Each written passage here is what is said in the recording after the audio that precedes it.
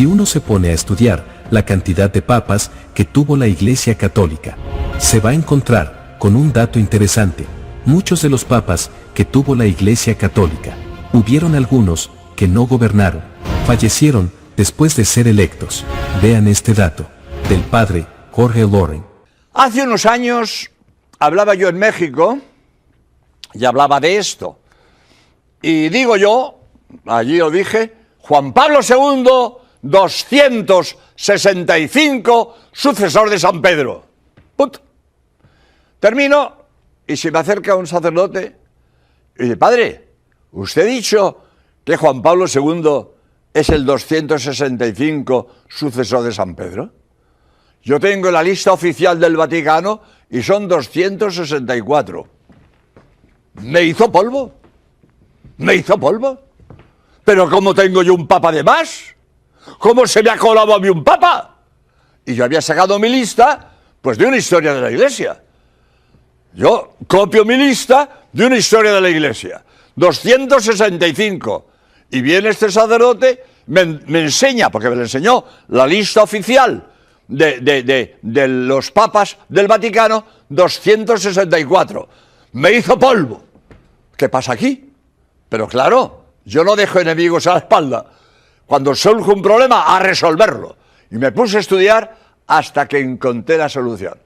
Y cojo las dos listas, la mía, que la saqué de una historia de la Iglesia, y la del Vaticano.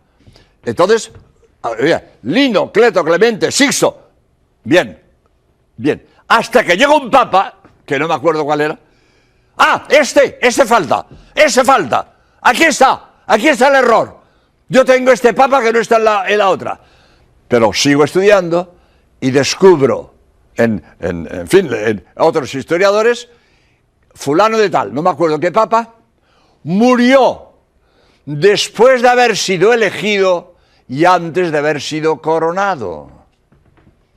Ya está. Unos lo ponen porque fue elegido, otros no lo ponen porque no gobernó.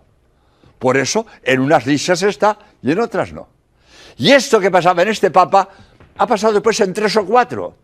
Hay en la historia de la Iglesia varios papas que después de haber sido elegidos no han tomado posesión.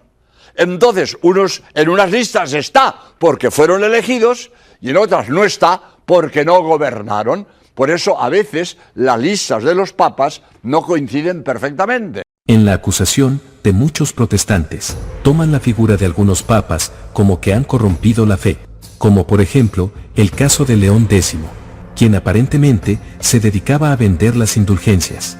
Lo que ellos no saben es que León X falleció un año después que excomulgó a Lutero. Con este simple dato, podemos ver cómo la Iglesia Católica está asistida por el mismo Dios. Si un papa no es la voluntad de Dios, él mismo ni siquiera gobernaría la Iglesia. Y en caso de hacerlo y corromper la fe, inmediatamente ese papa moriría ahí mismo.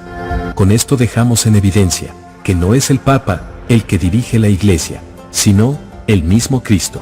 Jesús sabía que al confiar la autoridad de su Iglesia a un ser humano, esta sería imperfecta. Por eso, en Mateo 28, 20, Jesús va a decir que él mismo va a estar con esa Iglesia. No es que deja a los apóstoles que se encarguen de todo y los abandona en la misión. Por eso promete, en Mateo 16, 18, que esa Iglesia no sería destruida, ya que él mismo, a través del Espíritu Santo, lo estaría custodiando. Los papas pasan, pero la Iglesia continúa, porque sencillamente no es un ser humano quien lo dirige, es el mismo Cristo.